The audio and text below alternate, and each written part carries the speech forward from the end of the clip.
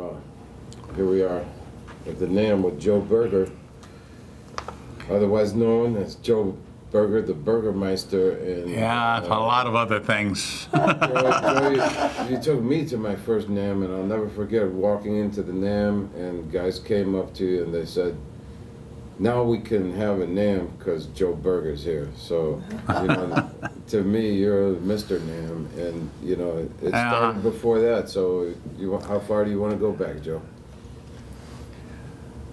Are we good to go? Yeah, we're good to go. Okay, great.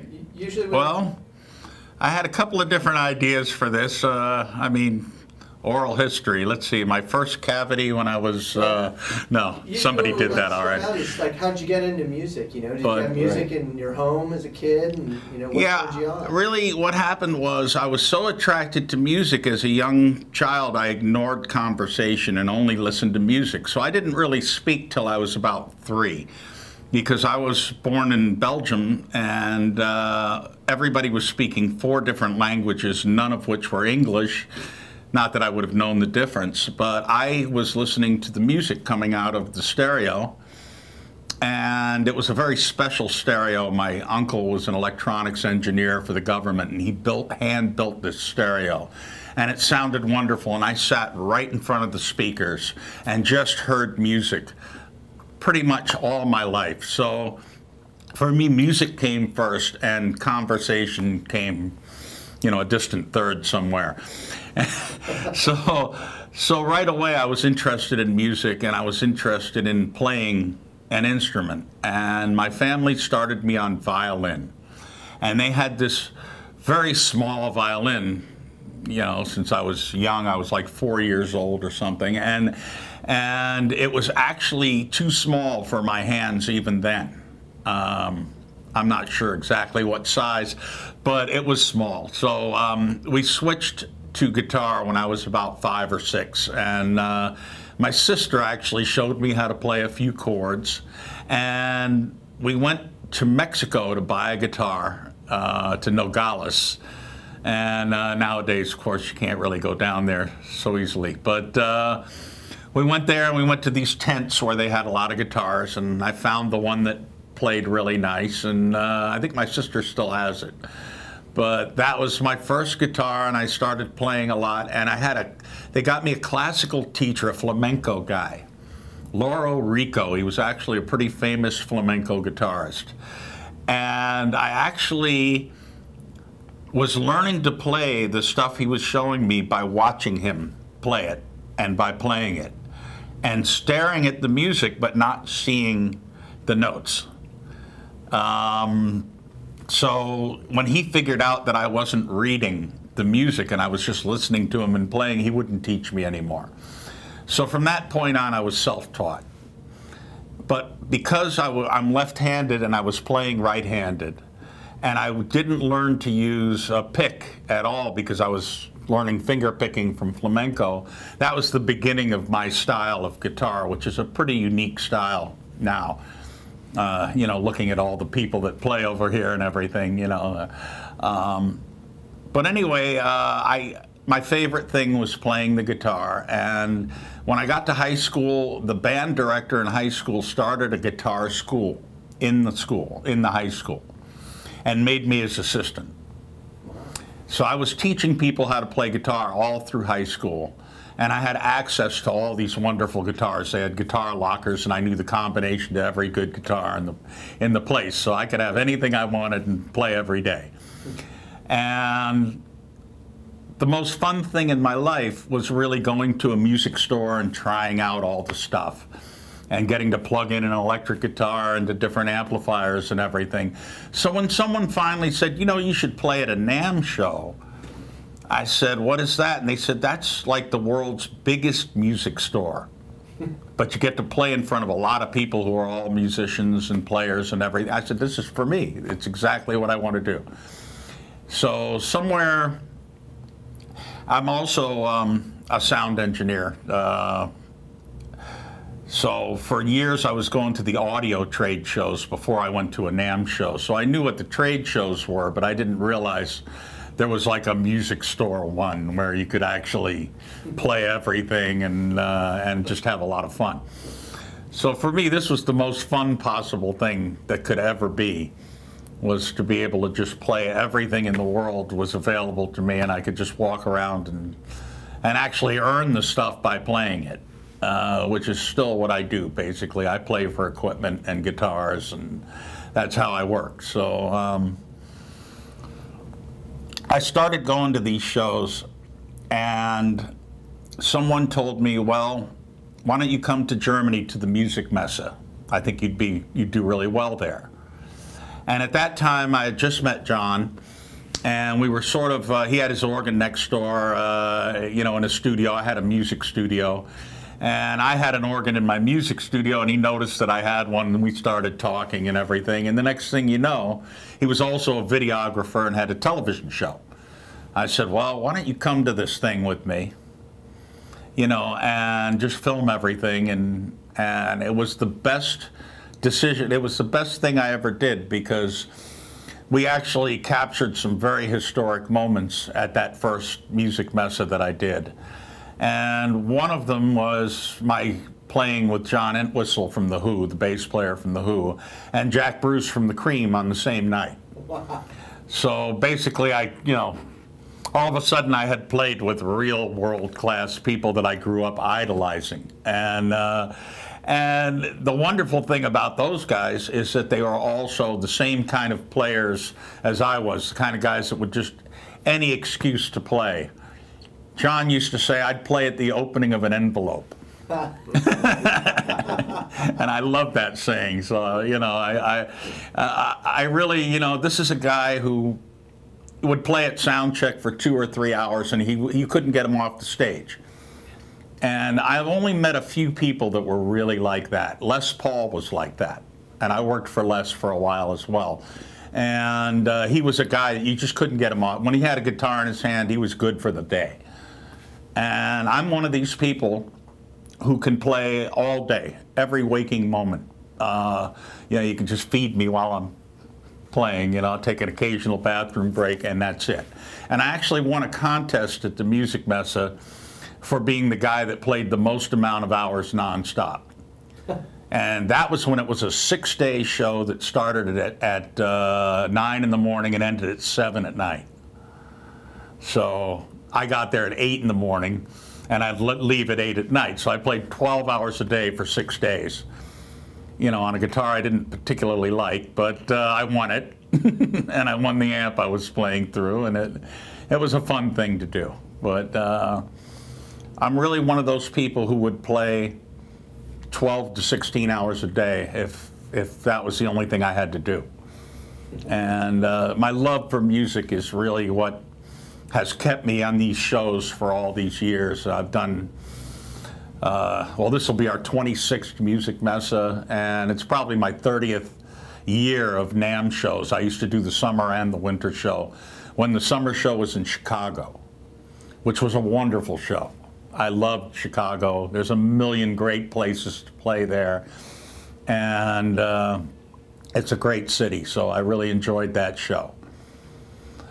When they stopped doing it in Chicago, I think they did the next one in New Orleans, and that's the show where I met Jon Entwistle, and he took an interest in my guitar playing.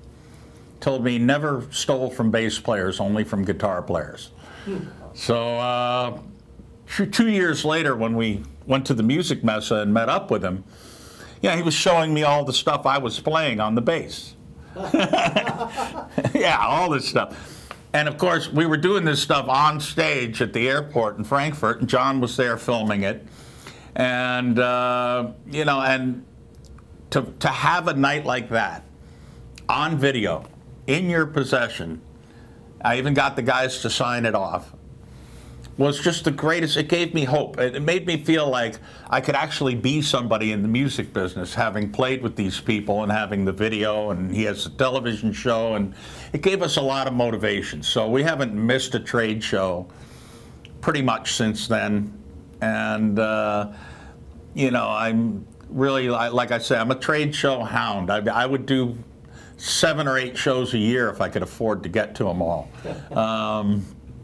And we did a tour for about 2 years. We did that. We did like the British Music Fair and the Montreux Television Symposium and all this great stuff. And not all of it was about music and playing, but it was a real good networking thing to do. And we got to travel all over Europe. And then Jon eventually moved to Europe, and he established himself as a musician there. And now when we go over there, we play, he has a band that I'm part of now, and we play shows every year there in all the Jazz Keller clubs in different cities in Germany when we do the Music Messe. And we're playing here on the show floor as well. And it's a real pleasure to play music with people as well. You know, I mean, I played solo for so many years. I wasn't in a lot of bands. I really just played along to background tracks or played solo like you do at a trade show. I was really a trade show player, you know. I mean, that's, you know, I was more, as far as being professional, it was more about doing sound. I did sound for everybody. I lost count at about 35,000 bands, some of which were many shows each. So wow. The amount of shows is far greater than that. So, you know, I'm lucky to hear anything anymore. But, but, you know, after a show like this, you're lucky to hear anything anymore. It gets pretty noisy in there. And I've had a few interesting experiences with the sound police. Jon filmed, we actually got one that was done on AFN, which is American Forces Network. And it broadcast in like 51 countries. Me having a conversation with the sound police about how the whole show is louder than his minimum, his maximum, with me not playing. Yeah, yeah. So how am I supposed to play and not break the rules? Yeah. There is no way. And we had the same conversation today in one of the stands with one of the sound guys. Yeah. I stopped playing and it was still 2 dB over his maximum. And I said, now how am I supposed to perform? With the whole place performing and nobody saying anything, how come you get the one guy that takes it another dB higher because I play or something, you know? So it was kind of a, you know, there's a point to all of that. I mean, I realize the show is noisy and you have to be careful about people's hearing and safety and everything. But you're selling sound here. That is the product. So, and the loudest guy always wins. It's the cold truth, you know. The loudest person draws the people. It just like that. Yeah. And I don't try to be the loudest. I'm really very good about cooperating with the sound people, and they're actually, many of them are my good friends after all these years, you know. But they actually turn everyone else down around me so that I can play at the correct level and be heard, you know, at least in Germany. I'm very thankful to have, you know, established a pretty good reputation at these shows with the powers that be. You know, one thing, you know, about Jon's band is it attracts some of the most important people from the show. So, you know, company owners and Joe Lamond and Wolfgang over in Germany, who's in charge of the Music Messe there, and in China, all come to our shows when we play. You know, the Sennheiser brothers, all the really established leaders of companies like to come to our shows. And so it's a real honor to play for these guys because, you know, they're really the establishment, you know, and the fact that they like you, I mean, it's a legitimizing feeling, you know. And slowly Jon's turning me into a musician. He's a musician. He went to school. He really knows his stuff, you know. I mean, I'm a player. I played guitar my whole life. I make it sound good. That's my job.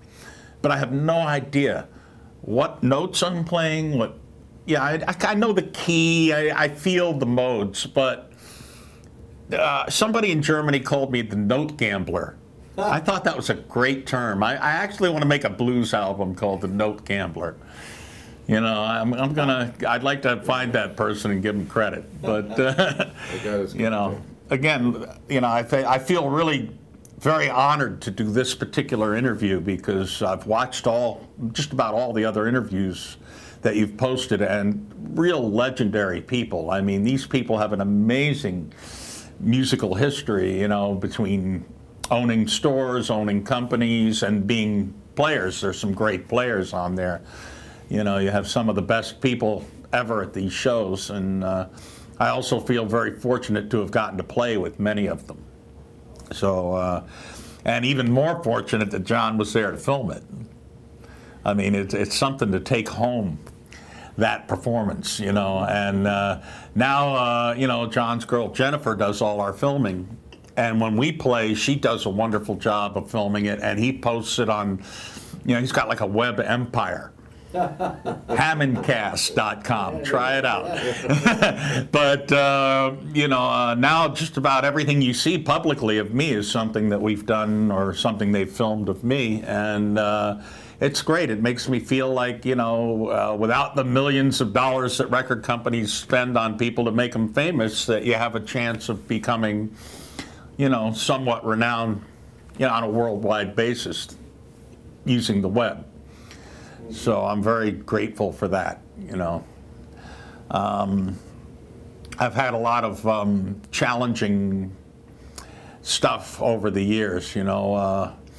I've very unusual hearing and have had various surgeries and corrective things going on, and I still need more. So the fact that I can play music at all is sort of a miracle in itself. So every day I wake up and I can play and I can hear it, I'm very thankful, you know. I mean, I don't know really how much more I can say, you know. I mean, as far as about me, all I can say is that you'll see me at the future NAMM shows as long as they exist and as long as I exist. So I'll be doing these shows, you know, till I'm very old, I'm sure. Nice. You know, and I have friends that have been doing these shows since the 40s. You know, Bill Lawrence and, you know, Les Paul used to do them, and I was pretty good friends with Les and Bill as well. And you introduced me to Leo Fender. And Leo Fender, yeah. Right. Wow. You know, that was really something to, you know. And Leo loved you, man. Yeah, oh yeah, yeah. Dan Armstrong and all these great people, you know. I mean, you know, people who really made a difference, you know, in the music industry with their inventions. And I'm also, you know, very happy to play for the people that I do play for at the show this year. It's Avalon and JJ Guitars. And JJ's a small company, but they've made the guitar of my dreams, and I love it. It could be the last guitar I ever owned. Wow. I'd be happy, but I'm having another one made anyway, because I can never get enough in the musical. You know, musical instruments are like motorcycles and everything. You can never get enough. It's like, yeah. But again, I'm, you know, I'm very grateful, and I'm also, you know, very inspired. I mean, to be able to sit out there and play, and have people like Frank Zappa and Steve Howe and Alan Holdsworth and all these great players walk by and hear you and stand there and listen to you and tell you that it's something good. It's like, you can't ask for anything more than that. You know, I mean, sure, there's a lot of rock stars out there. They play for 50,000, 100,000 people, and I've done some of that. And it's some of the most unrewarding and impersonal stuff that ever happened, because all you see is this sea of people, but you don't see any individuals. I like playing for a few people in a room, because you know what they're feeling when you're playing. You can look in their faces and you can actually feel what they're feeling a little bit when you're playing, you know, and I like that. And this show is full of that kind of stuff, so it's perfect environment for me. Fantastic. And that all said, I think we're in pretty good shape here. I probably babbled enough for you to be in the editing room for a while. No, if you have a couple more minutes, I have a few more questions I'd like to ask, if that's okay. Okay, but you'll have to speak pretty loud. Okay, because no problem. A couple more questions, all right? Absolutely. Okay. I was just curious, I'd like to know a little bit, like, you know, you left off when you were an assistant to your guitar teacher at school, but how did you move into the more professional realm, and how did you get into sound too? Well, I was also in charge of the sound system in our high school, and I was always interested in equipment. I used to collect the old catalogs from the music stores. Now, this is something, I wish I had kept this stuff, Because now, with eBay and everything, some of these 1960s and 50s music stuff is worth a fortune. I probably threw away a small fortune in old catalogs, you know, the old custom amps catalog and the Zildjian cymbals with all pasty with all the different drummers' setups. You know, you could see what Roy Haynes or what any drummer, you know, Roy Burns, all these guys had different cymbal setups. They had the exact setup laid out, and you knew exactly what they were using. So I was always interested in that. I was interested in everything in the music store, but I was really interested in sound. Partially because my hearing was so strange to begin with. I've always had ear canal problems and tooth problems. You know, this isn't oral history. I guess I should talk about my teeth, right? Anyway, I've had problems that created hearing differences.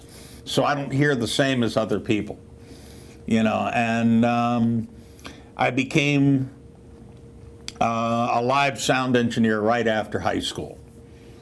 And I was listening to everybody play, and I was getting an idea of what bands were looking for in music, and I had a very musical approach to mixing sound.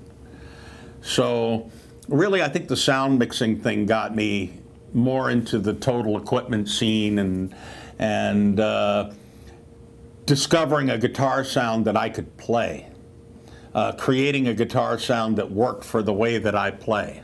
Because I developed this unique no-pick style of playing with mostly my left hand, a lot of legato, and I created this thing that was very sound reliant. I had to have a lot of things going on with the sound for my playing to work. If I just played through something clean, you wouldn't even hear it. It was very light touch, a lot of stuff going on. I had to have a lot of sound coming out of the electronic end of the guitar. Thank you, Les Paul, for that. You know, he created that part for sure. Whether he invented the electric guitar or the solid body guitar, that's all up in the air. There are a lot of other people that were doing the same thing around the same time, but he created electronic sound processing and multi-track recording for sure. And that, for that, I am eternally grateful. Now everything's in computers, so it's a different experience. But in the classic days, in the 70s, in the tape and Neve days and stuff, sound was a wonderful, it was like driving a sports car, you know, it really had a feel. You know, now it's like an office cubicle job, but back then it had a feel, you know, you felt like you were really driving something great. And I incorporated a lot of the studio trickery into live sound. And I brought bands out with surround systems in the mid-70s when it was pretty rare to see a small club band with real discrete quad sound that you could move around the room and everything. And it was quite difficult to set up on a nightly basis. And I was also into real progressive music, fusion and prog rock from Europe and all this stuff. So I was working with bands that covered that kind of stuff, and we were trying to recreate the production of albums to the T. And it gave me a lot of insight as to running sound in a musical fashion, which is something I really hear lacking in the digital computer age of digital consoles and all this stuff. You know, now when you listen to a television broadcast, you know, and the guitar player is going to play a solo, I expect to hear that first note as a solo, brought out front. It's called cue. You do the cues. And these days, sound men don't do that. They set up the thing to just be balanced and they go have a cigarette somewhere or something. Or they get it late. And to me, on a Grammys award or something like that, there's no excuse for having somebody play a solo and you only hear the last 3 notes. You know, I got real good with cues when I was working for a boy band about 10 years ago, and every kid had to sing different parts of each line. And if you missed one kid's first word, his mom would come right over and go, "You missed my son's first word," you know. And so you learned real fast to get it right, you know. And so to me, it's hard for me, especially at a show like this, to hear anything wrong with live sound, because I've been making live sound real good for a long time. So it's very hard for me to go to like an AES show, audio engineering show, and hear a presentation and it sounds muffled, or you know, you hear a band and nobody's bringing up solos, and there's no reason for that. There's a musical art to sound mixing, and I consider myself a musician at the soundboard, even though I'm more of a musician at the soundboard than on the guitar. I know more about music in relation to what it should sound like and how it should be in finished form than I do about actually playing specific music. What I do is I play along with music. I'm a reactionary player. I play to what I hear. It's an instant reaction, like playing a video game. It's kind of a different approach to playing, but it keeps me original, and I think original's good. You know, especially when you see 10,000 people all doing the same stuff. You know, it's nice to be the different guy. And so, yeah, I mean, out of high school, after that sound system thing, I actually did sound for bands regularly, and then got a job in a nightclub, a famous nightclub, Max's Kansas City. And this was a punk club. And this was when punk and new wave were brand new, like 1975.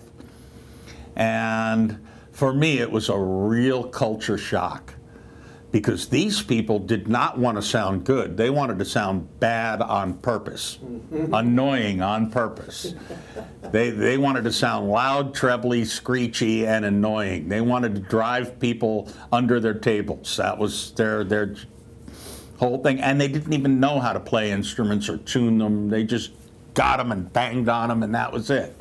And this went through the roof in the mid-70s, and all of a sudden these people who hadn't played an instrument 6 months earlier were getting multi-million-dollar record deals and going all the places you'd never hoped to go playing your whole life. You'd never hoped to have that kind of luck, you know, and it was really very frustrating, because I had been playing all these years, all these hours, and every note meant something to me. And it turned me into kind of a hermit. What I would do is lock myself in a little dressing room with a whole lot of equipment and just try to create the ultimate sound for the guitar and just play as many hours as I could stay awake and play. And I did this and mixed bands for about 10 years until I really felt like I had, you know, a style of my own and something that I could contribute. And actually, although I don't get credited for a whole lot of stuff out there that other people have played, I've had real influence on some of the players, and some of the riffs that I actually showed them ended up on hit records. And it was, you know, again, being in a nightclub where we had all these bands and everything, you know, I could have sort of an influence on the people that came through. And because every night I'd do sound for them, but they'd also hear me play. And I still have people who come up to me to this very day and say, you know, do you remember me? You mixed my band. We were third on a Thursday night in like 1976.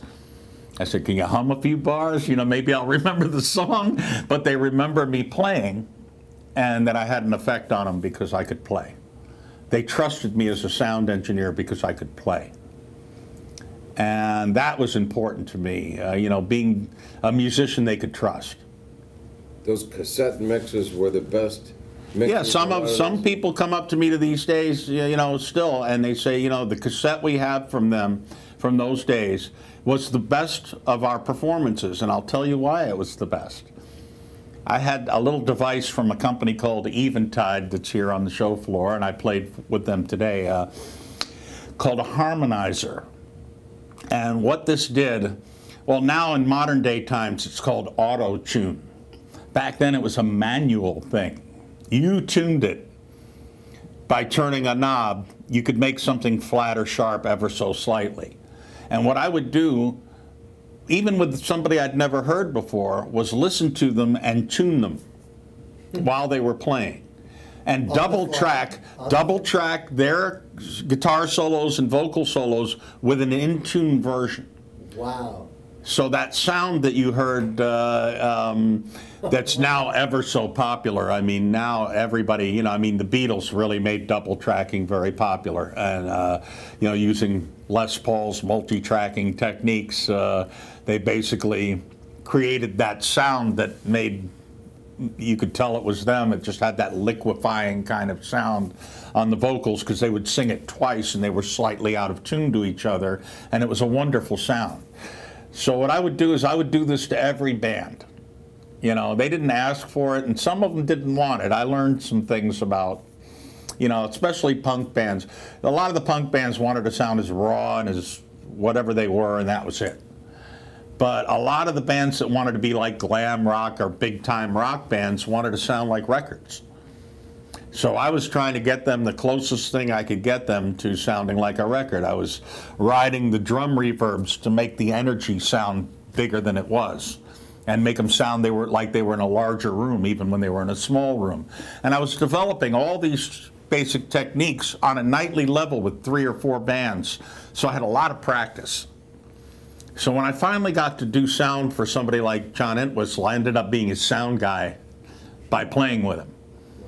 He now trusted me to go ahead and run the board, you know, and I introduced him to the band that would actually become, they were one of my favorite bands. They were called Rat Race Choir, and they were a local New York band that was a cover band that had a quad sound system that I didn't have a part of, but I ended up running their sound later on. But I introduced him to them, and they became his band. And they toured in 1987 and 1988, which actually brought The Who's music back onto the charts enough to the point where Pete Townsend decided they could do a 25-year reunion in 1988. So I feel like I have some small part in actually creating the reunion of probably one of the biggest bands in rock history. I mean, to this day, they still are a big band and a huge influence over music. And I loved The Who. I grew up with The Who. You know, I mean, to me, that was what it was all about, you know. And so to have any involvement with anything like that was just a miracle, you know. It's funny, you know. In music, there are people considered royalty. You know, there's different levels. You know, you got a lot of rock stars out there that'll draw 1,000 people to a show like this to get autographs and stuff. But those guys grew up listening to the same people as everybody else. They either listened to the Beatles, the Rolling Stones, the Who, the Doors, you know, Jimi Hendrix. These were the people that really changed the world at that time. And granted, there are a lot of people that have changed the world in different ways since then. But somehow there was a magic to that late 60s era. Something like 1966 to like 1971 or 72, so much magic happened. Jon was actually in the music scene at that time and had a band in San Francisco and was really doing it back then. I was a little younger, and I really wasn't. I was in Phoenix, Arizona, so I wasn't really quite as exposed to that kind of a scene. I went to see the concerts that came to town. And probably one of my favorite things was watching Frank Zappa rehearse Overnight Sensation the night before he recorded it. So I actually learned how one of his rehearsals actually went down. He did it as a concert.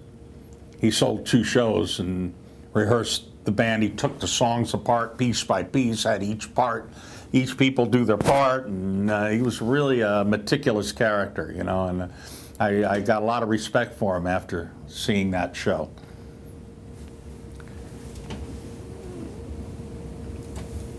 Are we, we're okay? Okay, good. Keep going here. Edit. Yeah. No, you're doing fine. I actually had some video experience as well. I ask you something, Joe, like, you know,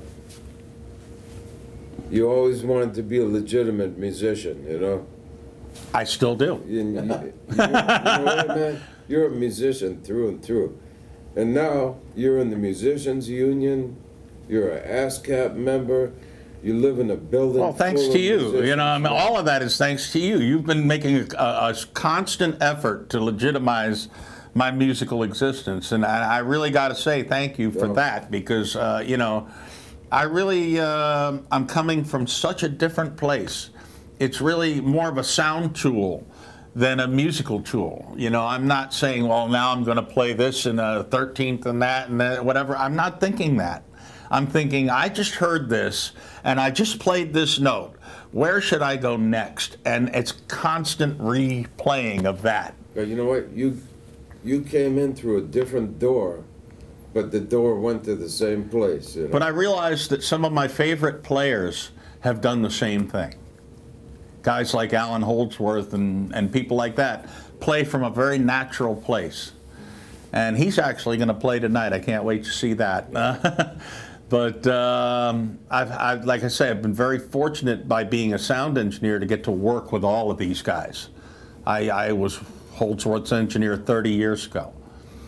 And I had been listening to him day and night up till then, so it was just like such an incredible chance to really get up close and see what his sound concepts and everything were, and boy, are they different than mine, you know. It was interesting to see, you know, how different everybody has their own approach to everything, and yeah, there's no, I mean, nowadays, yeah, there's set schools out there that teach you how to do things, you know, and I work with a lot of these schooled guys, and what they're missing is the musical experience to know what the band wants before they ask for it. And that's what I feel like I've accumulated over a lot of experiences, that I've worked with almost every kind of music. I mean, I can honestly say maybe there's some tribal stuff out there in Afghanistan somewhere I haven't worked with. But I've worked with bands from Madagascar, you know, bands from, you know, Japan. I went to China and did a whole tour. You remastered Duke Ellington's recording. Yeah, I remastered it. I took the scratches out of a beeswax Duke Ellington recording from 1940 before they had that scratch removing software that they have now. Now you push a button and it goes away. They've made me totally, you know, obsolete now. You can just press a button and the computer will do it for you. And soon they'll all be playing the music too, who knows. A lot of it's already happening that way. There's a lot of dance music out there, DJ art. Yeah, it's a whole other thing completely. I used to actually, you know, it's funny. There's a lot of musical prejudice, especially from real musicians. They love what they do and what they listen to, and they really hate everything else. It reminds me of another joke. It's not really a joke, it's actually a fact, but when Buddy Rich had his last heart attack and was getting wheeled down in the hospital, the doctor asked him, "Are you allergic to anything?" And the last words he said before he died, "Country and Western." So it tells you that even the greatest musicians in the world have a lot of prejudice. And I've learned to at least see the positive side of every style of music, even the worst punk, crazy stuff that you wouldn't even, you know, you wouldn't want your kids to listen to, but it's certainly what they're listening to. You know, it's like, I learned a lot, especially in those days at Max's Kansas City. That was my real culture shock. You know, I was listening to stuff from musicians who were classical players playing progressive music, and all of a sudden, you know, it's like Teenage Jesus and the Jerks, and you know, all this crazy stuff that you would never even imagine in your worst dreams. And there it was, and it was an artistic statement, and people got it. You know, it was at the perfect time when there were overproduced rock bands and everybody was just tired of being assaulted with musical prowess, and it was just the opposite. You know, it's like things work in waves. Although I'm starting to wonder lately, the wave has kind of been still for a while. You know, I'm waiting for the real stuff to come back a little bit.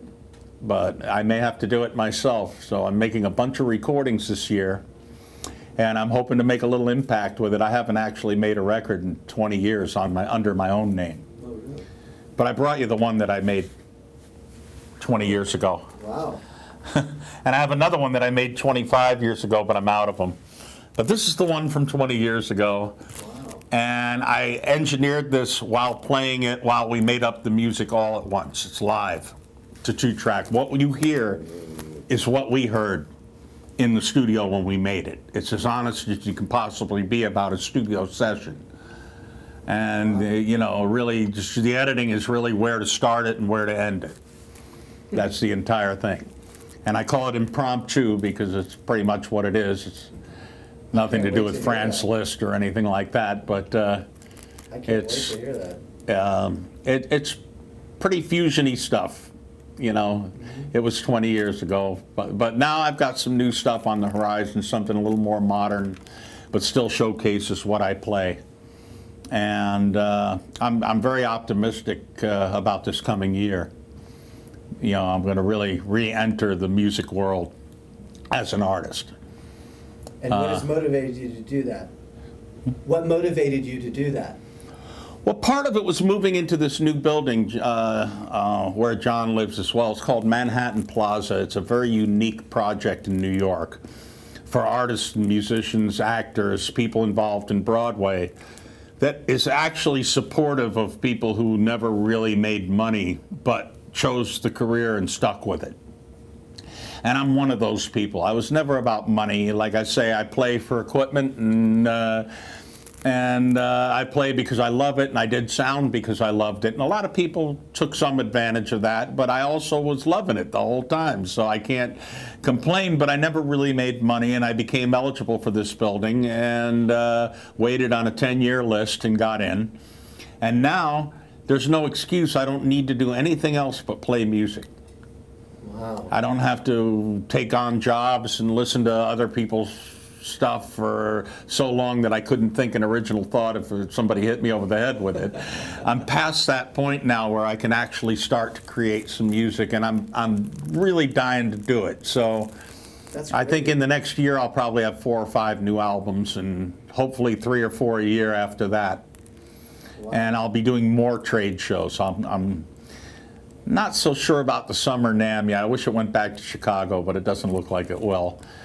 But there's something about going to Texas in July that just doesn't, or Nashville in July that doesn't appeal to me, you know, like 100 degrees and humid or whatever. But I remember the New Orleans show as being very hot. And Atlanta, there was a show one year. I went to that, and it was very hot, you know, but. Yeah. Joe and me, we have a thing that people know us as the guys who make the most with the least. And he's a specialist, and now he has the license to do what he does for the rest of his life, you know. It's really special. It's really special. It's funny, after mixing these tens of thousands of bands, many of them became really big and famous over the years. And now they're walking around these shows, and they see me, you know, and then they remember, you know, from back then. And also, I mean, if you sit in one place at that show and you play for 8 hours nonstop, a lot of people are going to see you. Yes. Potentially, the entire attendance of the show will eventually walk by at least once and see you. So it's a way of playing for 50 or 100,000 people, but in a very different way of playing. It's not all at once.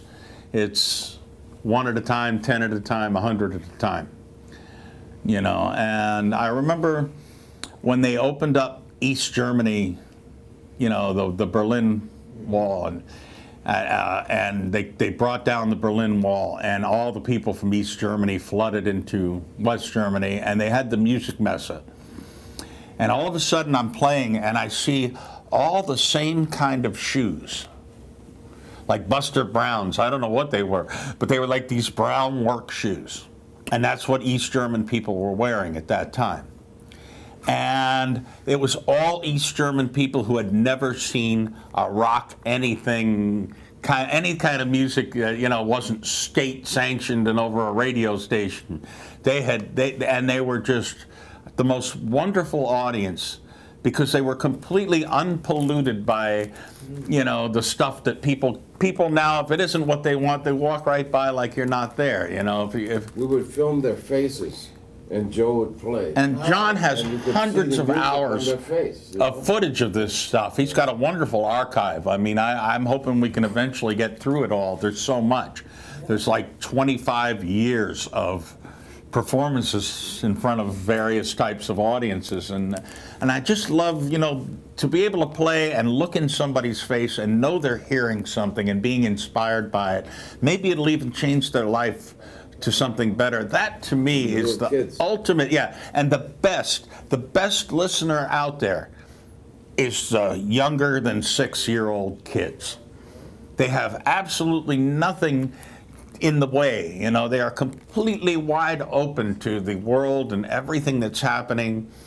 They're just so wonderful, you know, and people bring their kids and you see the expression on the kid's face when you're playing something good, and you know it's good and they know it's good, you know, and you get this feeling of communication that completely transcends all languages and politics and countries and everything. You're really doing something positive to somebody without saying a word. And for me, that's the best thing about it all. You know, there's nothing better than really sparking some inspiration in people. They end up becoming people like Jim Chapin, who's one of the most inspired people I ever met. You know, and I played with him on the show floor 25 years ago. And Les Paul, another guy, he had that gleam in his eye, just like a little kid in a candy store. It's that look like, there's nothing better than this, you know. That's the feeling. There's really nothing better. And for me, yeah, I hope it goes on, you know, at least for the rest of my life, maybe longer. You never know what's on the other side. Yeah. Wow, this has been fantastic. All right, Great. well, Jon, I hope you got enough to work with there. Did we forget anything? Is there anything we got to get it that we have that we can't miss? Well, I'm just really proud of the man, you know. He's my friend. All right, one more Entwistle joke. How about that? Hey, that sounds great. All right, we were doing a sound check outside in Colorado, in the middle of nowhere, in a big park in Colorado. Nobody for miles. We're doing this loud sound check. Park ranger comes driving up in his little scooter. Comes driving up. He comes right up to Entwistle and he goes, you know, there's a $10,000 fine here for playing too loud. Entwistle says, I'll take Chew.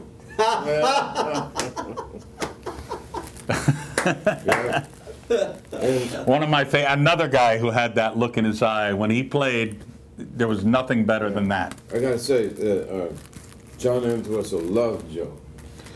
You know, yeah, we got along very well. He's a guy. He's a guy that I probably miss the most out of all the people that have passed over these years. You know. He was like Joe's brother from another mother. Yeah, I mean, we really we hit it off quite well, and you know, and we went to his home in England, and he really trusted me, especially in the sound department, and he was constantly fiddling around for a sound. He had a $200,000 bass rig. You know, I mean, he just had all the toys, and I had to set the thing up for him every night because he wouldn't put it in too many other people's hands. And he really, you know, he was constantly striving for that perfect thing. And I really, when I introduced him to this band, it was the closest thing to actually having the Who from when Keith Moon was still alive. Because he didn't get over that very easily. You can't replace a guy like Keith Moon. He was a one-of-a-kind player, and the combination of those two is what really created the energy behind, you know, Pete Townsend and the Who. I mean, it really... They weren't speaking at the time, but because of what you did, yeah, soon after there was a Who. Yeah, I don't think they had done anything for about 6 or 7 years. I think they had 1 or 2 appearances, and they had done one 5 years earlier. And all Jon wanted was the old Who back. So I got him a band. I found him a band that played that stuff completely note for note. And I put him on stage with that band in Chicago at the Park West, and then, no, at the Vic Theater. Okay. The night after the Limelight Jam.